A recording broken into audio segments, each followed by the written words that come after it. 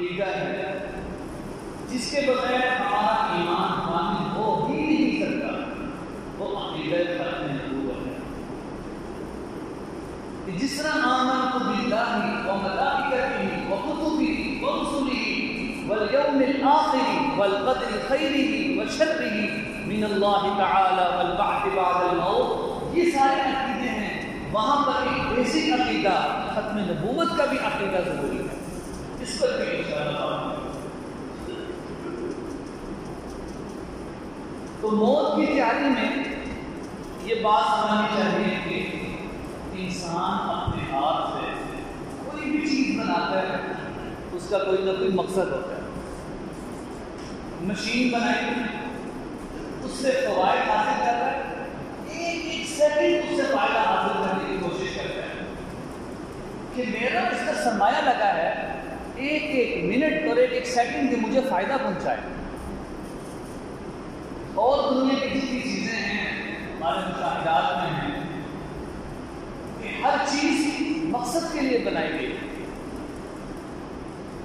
اور اس کو اسی مقصد کے لیے استعمال کیا جاتا ہے۔ چنانچہ قرآن پاک کی آیت جو تلاوت کی گئی، افحسبتم انما خلقناکم عبثا، اللہ رب العزت نے فرمایا کیا تم لوگوں نے یہ گمان کر لیا ہے کہ تم کو یوں ہی بیکار پیدا کیا؟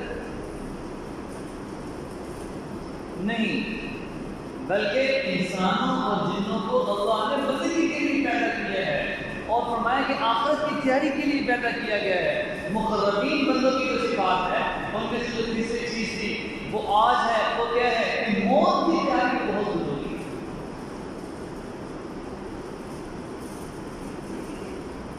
چنانچہ موت کی تیاری پر بہت ساری احادیث بھی ہیں، قرآن پاک کی آیات بھی ہیں۔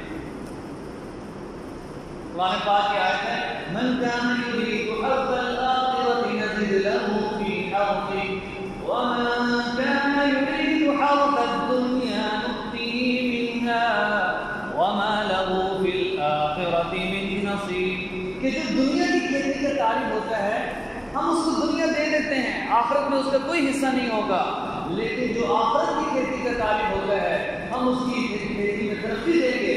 یعنی اس سے مقصد کیا ہے کہ جو آدمی دنیا کی زندگی گزارتا ہے یہ سمجھ کر کہ دنیا ہی سب کچھ ہے، فرمایا کہ وہی حساب ہوگا۔ اللہ رب العزت اپنے بندوں سے مخاطب بھی کر رہے ہیں، یا ابن آدم تفرغ لعبادتی، اے ابن آدم اپنے آپ کو میری عبادت کے لیے فارغ کر دے، ملأت صدرک غنی، میں تیرے دل کو غنا سے بھر دوں گا، اسد فقرک، میں تیرے فقر و فاقہ کو بھی دور کر دوں گا، وَإِلَّا تَفْعَلْ، اگر تم نے ایسا نہ کیا ملأت صدرک شغلا، میں تیرے دل میں دنیا کی مصروفیات کو بھر دوں گا، وَلَمْ أَسُدُّ فَقْرَكَ، فقر و فاقہ کو پھر بھی دور نہیں کروں گا۔ تو فرمایا کہ جس نے اپنی آخرت کو ترجیح دی، گویا کہ اس نے اپنی آخرت کو فائدہ پہنچایا، لیکن جس نے دنیا کو ترجیح دی اس نے اپنے دنیا کو ہی فائدہ پہنچایا۔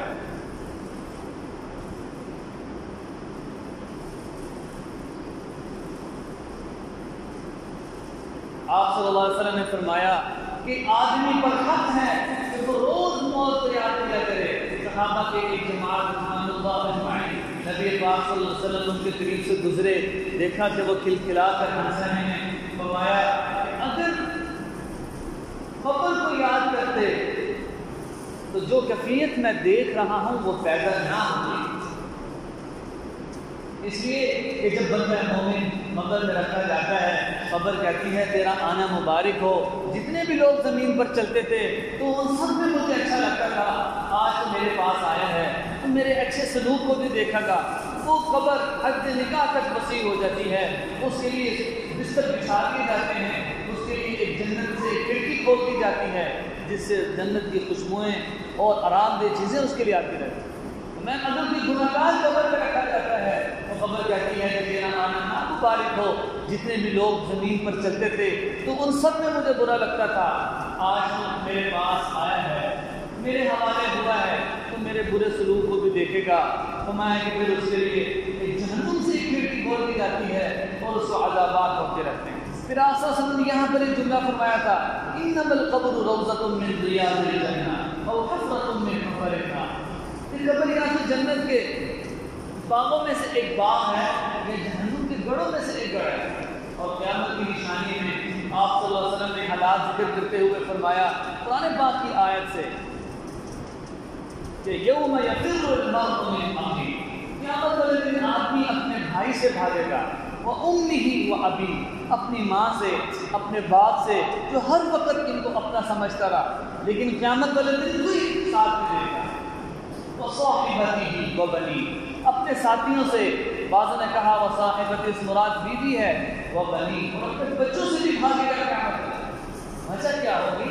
لِكُلِّ امْرِئٍ مِّنْهُمْ يَوْمَئِذٍ شَأْنٌ يُغْنِيهِ، ہر آدمی ایک اپنی الگ شان میں ہوگا، وجوہ یومئذ مسفرہ، بعض چہرے قیامت والے دن بڑے ہنستے مسکراتے ہوں گے، ووجوہ یومئذ علیہا غبرہ، لیکن بعض چہروں پر غبار ہوگا، اولئک هم الکفرۃ الفجرہ، فرمایا یہ جو لوگ ہیں یہ یا تو کافر ہیں یا وہ گناہگار مسلمان ہیں جو اپنے گناہ کی وجہ سے گئے۔ گناہ کا اس سے واقعہ یاد آیا، ہماری ایک روایت ہے متعدد مقامات پر آئی کہ آپ صلی اللہ علیہ وسلم نے اپنے صحابہ کو ایک مثال دے کر سمجھائی اور فرمایا کہ آپ کو پتہ ہے سب سے آخری مسلمان کون ہوگا جو جہنم سے نکال کر جنت میں داخل کیا جائے گا۔ فرمایا یہ تو مسلم بات ہے کہ جس نے بھی ایک مرتبہ کلمہ طیبہ لا الہ الا اللہ پڑھ لیا وہ ہمیشہ ہمیشہ کے لیے ایک نہ ایک دن جنت میں ضرور جائے گا۔ ہاں اب آدمی زیادہ گناہ گار ہے، سرکش ہے تو وہ اپنی سزا بھگتے گا، اس کے بعد جائے گا، لیکن جائے گا ضرور۔ آپ صلی اللہ علیہ وسلم نے فرمایا کہ اللہ جل شانہ حضرت جبرائیل علیہ السلام کو حکم فرمائیں گے اے جبرائیل ایسا کرو آج جس نے بھی کلمہ طیبہ لا الہ الا اللہ پڑھا ہے اس کو جہنم سے نکال دو اور ہمیشہ ہمیشہ کے لیے جنت میں داخل کر دو۔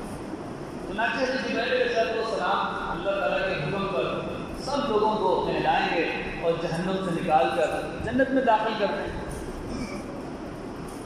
اب جب یہ واقعہ ہو چکا اللہ رب العزت جاننے کے باوجود پوچھیں گے کہ اے جبرائیل تم نے سب مسلمانوں کو جہنم سے نکال دیا؟ جبرائیل علیہ السلام عرض کریں گے جی۔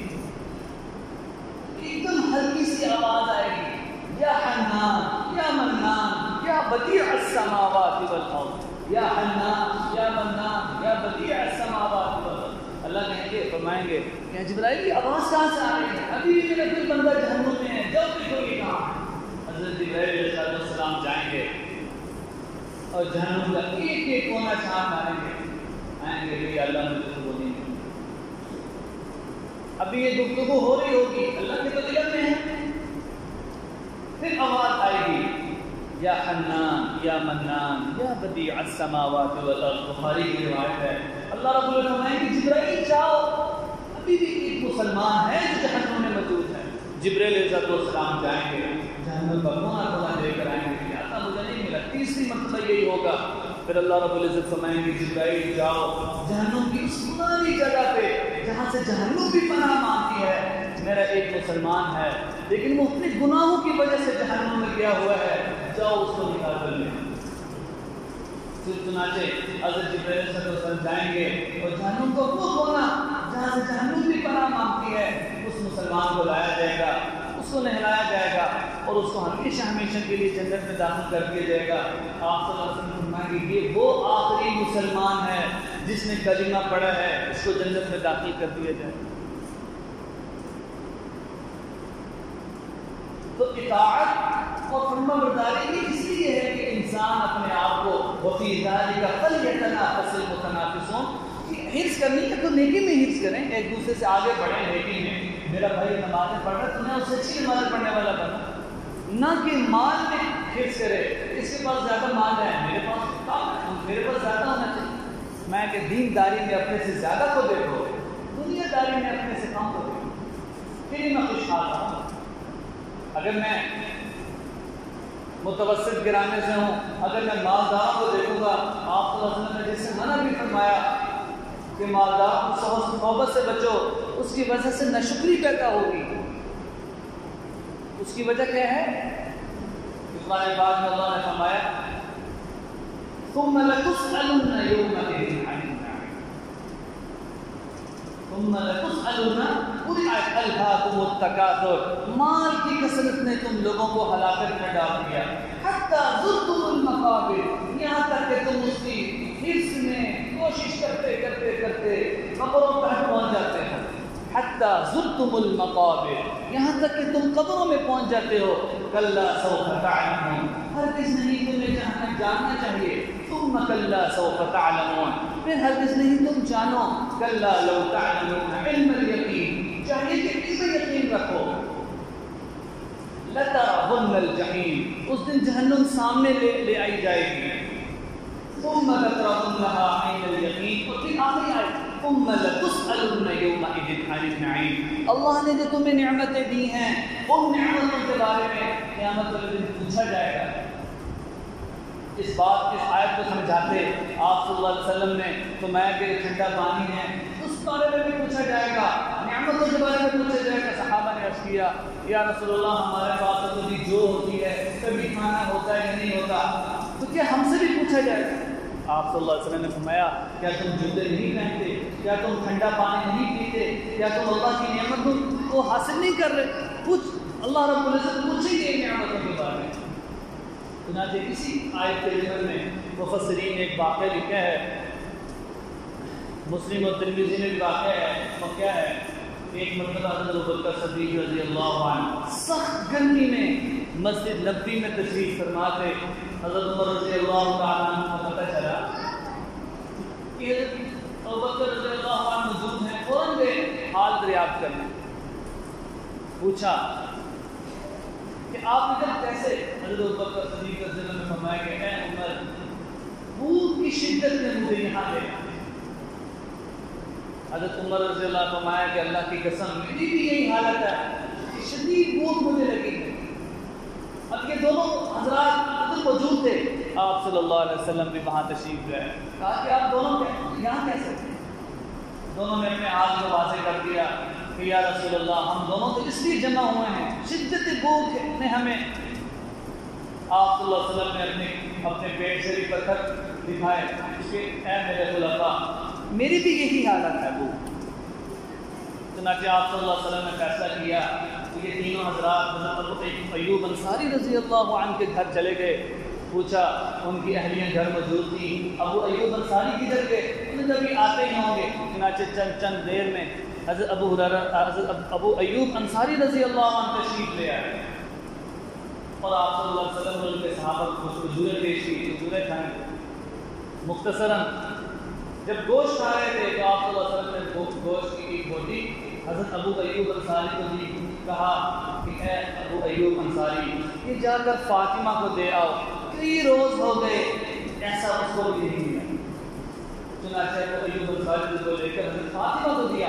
پھر آپ صلی اللہ علیہ وسلم نے یہ ارشاد فرمایا ثم لتسألن یومئذ عن النعیم، کہ آپ سے نعمتوں کے بارے میں پوچھا جائے گا کیا ہے۔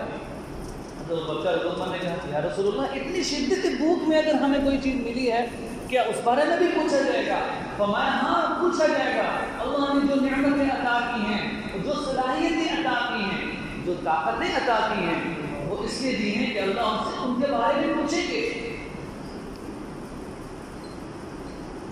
چنانچہ آپ صلی اللہ علیہ وسلم نے فرمایا ہاں ایک صورت ہے کہ اگر تم چاہتے ہو کہ تمہاری نعمتوں کے بارے میں پوچھتاچھ نہ ہو کہ جب کوئی کھانا شروع کرو بسم اللہ پڑھ لیا کرو، اور جب کھانا ختم کرو الحمدللہ الذی هو اشبعنا واروعنا وانعم علینا وافضل پڑھ لیا کرو۔ اللہ ان نعمتوں کے بارے میں نہیں پوچھے۔ تو محترم دوستو، موت کی تیاری میں جہاں بہت سارے حالات ہیں وہیں پر نعمت کا شکریہ ضروری ہے۔ لیکن میں موت کی تیاری کر، میرے اندر معرفت الہی ہے، میرے اندر اپنے اعمال سے نہ ہونے کی یقین ہے، اور میرے اندر موت کی تیاری کا جذبہ ہے، وہ ایک روز بروز میں اللہ کے قریب ہوتا جا رہا ہے۔ وَيَوْمَ تَشَقَّقُ السَّمَاءُ بِالْغَمَامِ، جس دن آسمان پھٹ جائیں گے. وَنُزِّلُ الْمَلَائِكَةُ تَنزِيلًا. اس دن فرشتے جو کر نازل ہوں گے.